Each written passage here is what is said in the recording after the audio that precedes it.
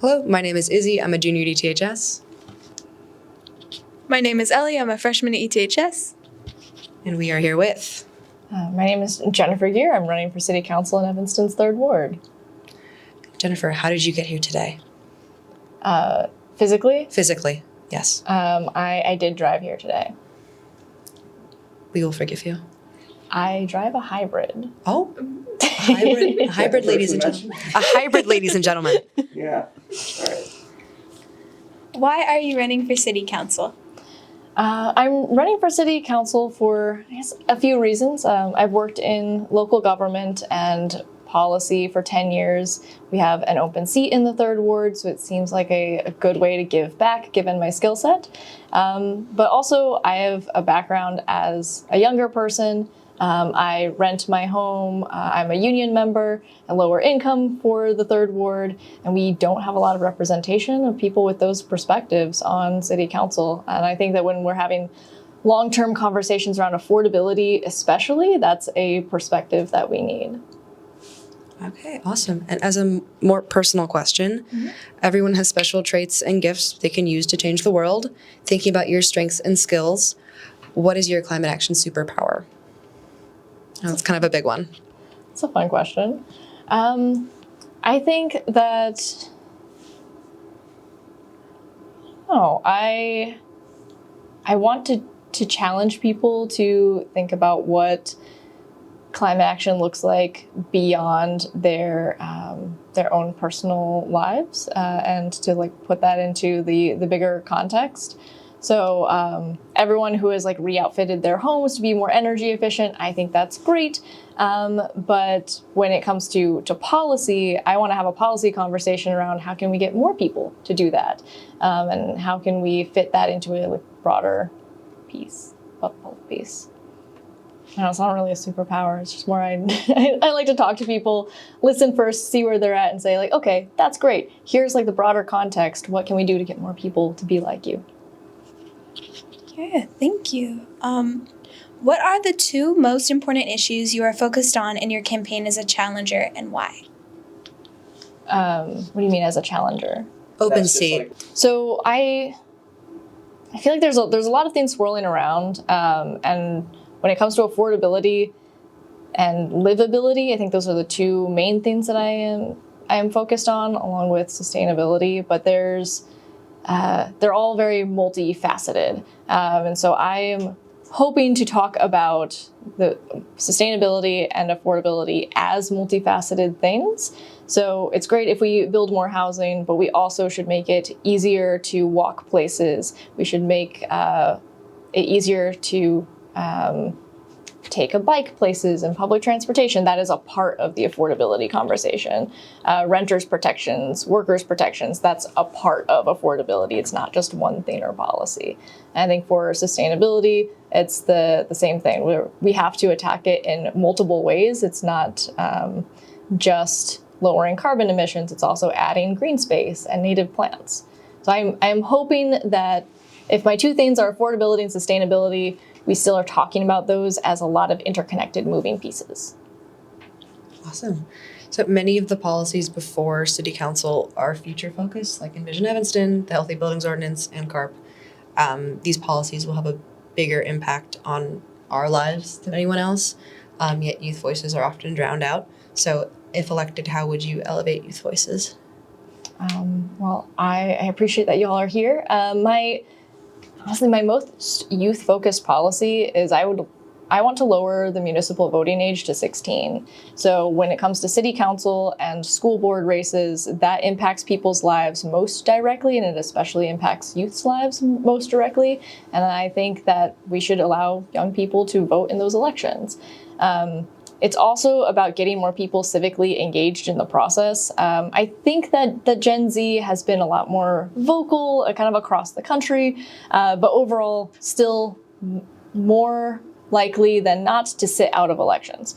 So if you're allowed to vote at 16, it gets you into the habit of voting every time, of taking on the research burden of all of the different candidates that are on the ballot, especially when you're still like in high school, that can be involved in curriculum. I got involved in politics when I was 17, and so I have over the last 10 years seen the impact that has on my family. Now they all vote. They all didn't used to vote before. So it has more of a trickle-up effect in encouraging more civic engagement. All right. 80% of carbon emissions come from the building sector, and a vast majority of these emissions come from Evanston's 500 largest buildings. The proposed Healthy Buildings Ordinance would mandate that these buildings make energy-efficient improvements, procure renewable energy, and reduce on-site emissions, all while ensuring that this is done while maintaining affordability. Do you support the proposed Healthy Buildings Ordinance? Why or why not?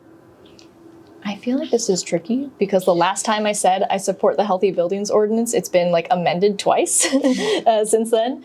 So I support the goals of the Healthy Buildings Ordinance, and if this in its current state is the best we get, then I am all for it. That said, I am disappointed that the City Council keeps making more and more carve-outs for different types of buildings and different types of owners of buildings.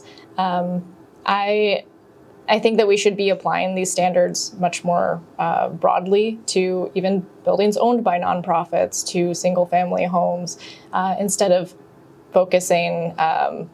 I support focusing on like the largest buildings, but I do want to see the standards applied more broadly. I also wish that we were more communicative about the types of alternative compliance and being aware that it's, with our current technology, hard to reach zero emissions, and maybe reassuring buildings that, okay, we're going to get that technology down the line. And so I support the Healthy Buildings Ordinance. I'm aware that they may continue to amend it. So I support the goals behind it as well. I support it in its current form, and I wish it was a little broader. And to talk about maybe a more concrete example of a current project, what are your thoughts on the Chicago Avenue bike lane? I know this is kind of a touchy topic. I think more bike lanes, more bike paths in Evanston are a good idea. I want more bike accessibility and bike infrastructure in the city. The Chicago Avenue bike lane project, I think unfortunately has just caused a lot of unnecessary tension.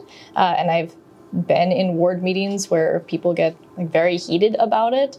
And yet most people or at least most people on the record are willing to say, we want a bike lane. We are worried about traffic. We are worried about pedestrian safety. And I think that we should go to some effort to rebuild that trust and address, no, there's going to be some space for delivery vehicles to not block traffic, to not block the bike lane, which would be especially dangerous. So I support the bike lane project. I think it's a great idea. I would like to expand more bike lanes, especially going east to west in the city. But I also want us to acknowledge that we need to diffuse some tensions around that project in particular.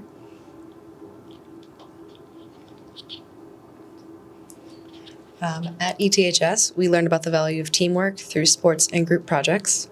From these lessons, it's clear that the City Council isn't always the best at teamwork. If elected, how can you and your colleagues have a more productive collaboration on City Council? Yeah, I am lucky that I've talked with most of the current council members as well as candidates, and I think I have a good working relationship with anyone.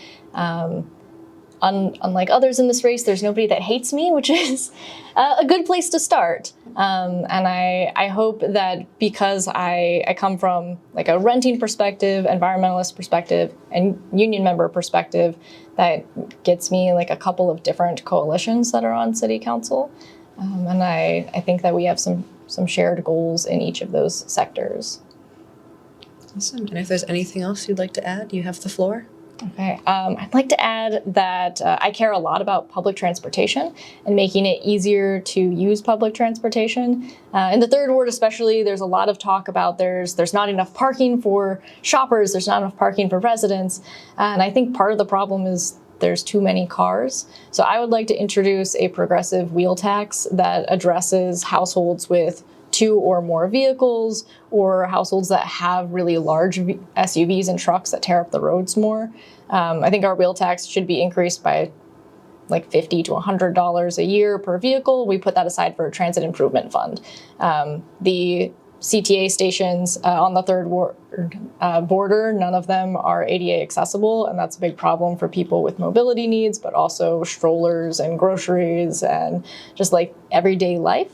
And I think that my estimate is that if an increased wheel tax affects a quarter of the vehicles in Evanston, it gets us $1 million a year that we can build a lot of bus stop shelters with something like that. It's a good start. So that's like my last kind of climate action item that I'd like to see the city council pursue. So, as a younger candidate, do you think that gives you a unique perspective on the city council? Yeah. I think that gives me a unique perspective, especially when it comes to environmental issues, because I still want to live in Evanston in 50 years. I still want to enjoy the lakefront and clean air. I also think that despite my youth, I have a lot of experience in local government. I've been working full-time in municipal government or local government policy research for the last 10 years. Because I was younger, it took me a second to click that means that I actually have the most municipal experience of anyone in my race. And my impetus for getting involved 10 years ago, when I was 17, was an environmental justice issue. I lived in Lake County at the time, and in Zion, Illinois, there's a decommissioned nuclear power plant that is directly on like the beach for Lake Michigan. And the city at the time didn't have a lot of resources to upkeep the plant, and the corporation that built it wasn't spending resources to maintain the spent nuclear fuel rods either. So I worked with my state senator and proactively reached out to her to see if we could get some state resources and state support to maintain that site. And I think that's been successful for the last 10 years.